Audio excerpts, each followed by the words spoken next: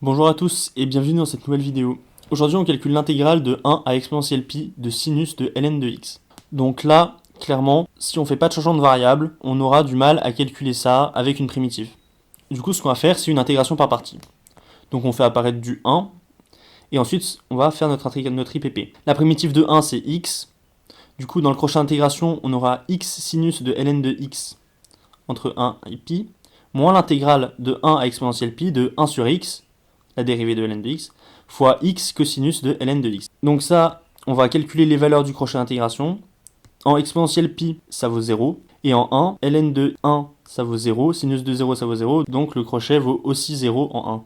Donc c'est super parce qu'on aura notre intégrale i qui sera égale à moins l'intégrale de 1 à exponentielle pi de 1 sur x fois x, donc 1, cosinus de ln de x. Là, on va refaire une intégration par partie en faisant apparaître encore du 1. Donc dans le crochet d'intégration, on aura x cosinus de ln de x.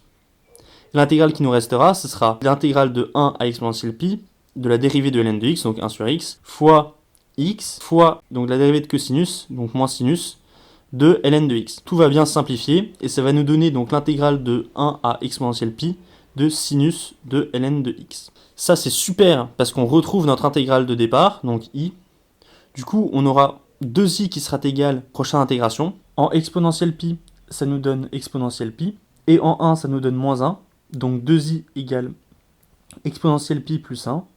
D'où i, donc l'intégrale de 1 à exponentielle pi de sinus de ln de x, est égale à exponentielle pi plus 1 sur 2.